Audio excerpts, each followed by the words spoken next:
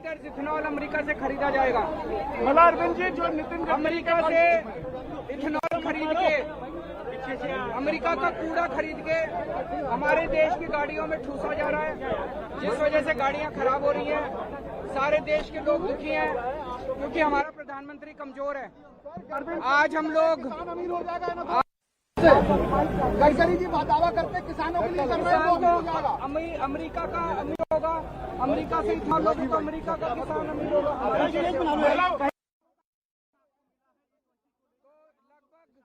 2,33,000 लोगों ने petition sign की है।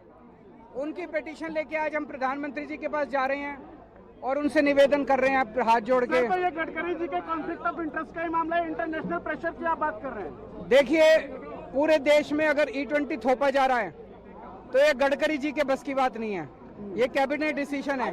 ये मोदी जी का डिसीजन है, कैबिनेट का डिसीजन है। इसमें गडकरी साहब, हरदीप पुरी साहब, इन लोगों की किसी की नहीं चलती। ये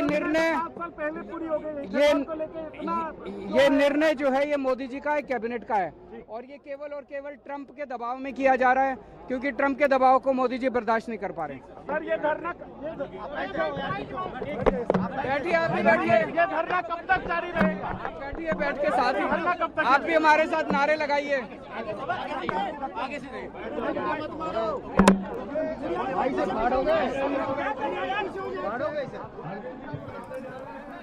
तर आपण पाहू शकतो E20 इंधनाचा वाद सध्या पेटलेला आहे आणि त्याचबद्दल आता अरविंद केजरीवाल बोलताना आपण पाहिलं तर याबद्दल अधिकची माहिती देण्यासाठी आपल्यासोबत प्रशांत लीला रामदास आपले प्रतिनिधी जोडले गेलेले आहेत। प्रशांत, काय अधिकची अपडेट याबद्दल? सध्या केजरीवाल जे आहेत ते आता रस्त्यावर उतरलेले आहेत आणि पत्र घेऊन जात आहेत मोदीकडे, काय अधिकची अपडेट?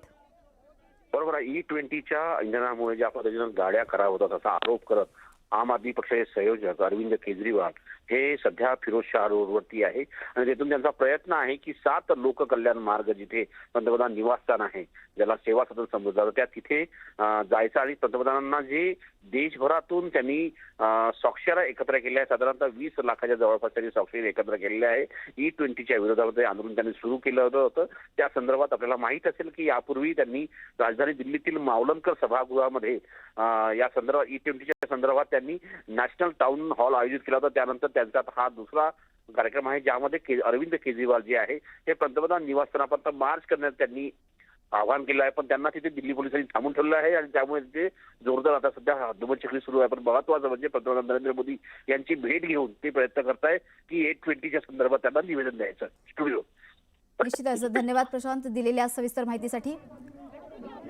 आपण पाहू शकतो E20 इंधनाचा वाद सध्या पेटताना पाहायला मिळतोय, देशभरात याचे पडसाद पाहायला मिळत आहेत कि ट्रंप के दबाव में मोदी जी ना आए, ट्रंप का दबाव में आके इथेनॉल USA से खरीदना बंद करें और हमारे देश में E20 थोपना बंद करें। अभी क्या प्लान है? अभी आप लोग यहाँ अभी यहाँ बैठे हैं, इंतजार कर रहे हैं। मुझे उम्मीद है कि प्रधानमंत्री जी बुलाएंगे। वहाँ जाने के लिए तो पूरी बैरिकेडिंग लगी हुई है, आप लोग खुद से जाने की कोशिश करेंगे?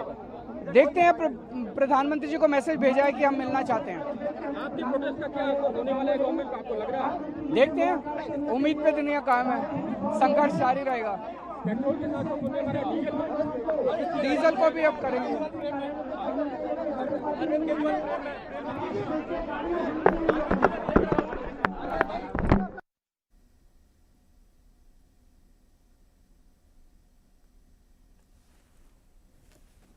आपण पाहू शकतो E20 इंधनाचा वाद आता पेटला आणि त्यामुळेच आता या इंधनामुळे वाहनांचं मोठ्या प्रमाणात नुकसान होतंय असा आरोप केजरीवालांकडून करण्यात येतो आणि याबाबतच जनतेच्या तक्रारीचं पत्र केजरीवाल आता मोदींना देणार असल्याचं पाहायला मिळतंय। या मोर्चात आपचे नेतेही सहभागी झालेले आहेत, त्याचबरोबर अनेक कार्यकर्ते त्यांच्यासोबत उपस्थित आहेत। मोठा गदारोळ या ठिकाणी पाहायला मिळतोय। वापस ले लीजिए और दिल्ली की जनता को और भी पंजाब और भी स्टेटों की जनता को आप चैन से रहने दीजिए और आपसे हाथ जोड़ के हमें जीने दीजिए, खाने दीजिए और रहने दीजिए।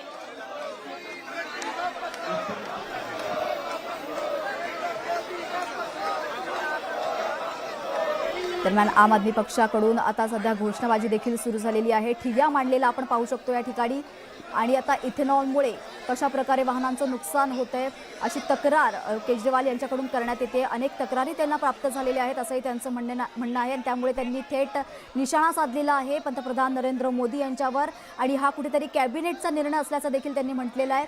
त्यामुळे हा मोठा विषय असल्याचं देखील त्यांचं म्हणणं आहे.